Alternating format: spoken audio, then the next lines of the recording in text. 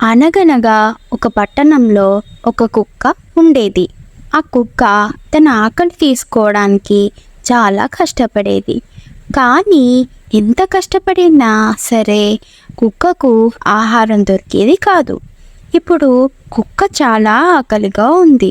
ఒకరోజు కుక్క ఒక చెరువు దగ్గర మాంసం ముక్కను చూసింది.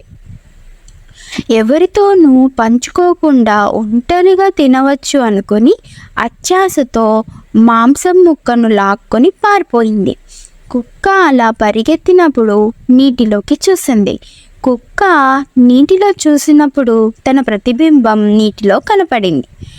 పెద్ద మాంసం ముక్క ఉన్న మరొక కుక్క అని తప్పుగా భావించి అతను ఆ ముక్కను కూడా దక్కించుకోవాలని ఆ కుక్కపై కేకలు వేసింది.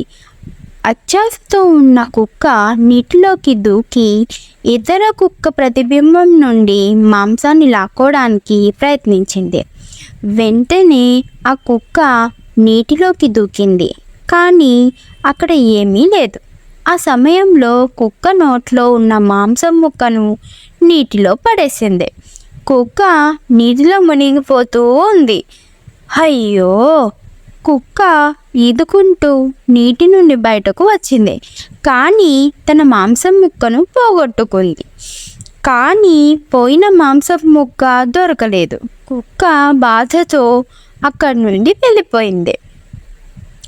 ఈ కథలో నీతేంటో తెలుసుకుందామా ఫ్రెండ్స్? దురాశ నష్టానికి దారితీస్తుంది. మితిమీరిన కోరిక మరియు స్వార్థం మనం కలిగి ఉన్న వాటిని కోల్పోవడానికి దారితీస్తుందని అత్యాశ కుక్క కథ మనకు బోధిస్తుంది.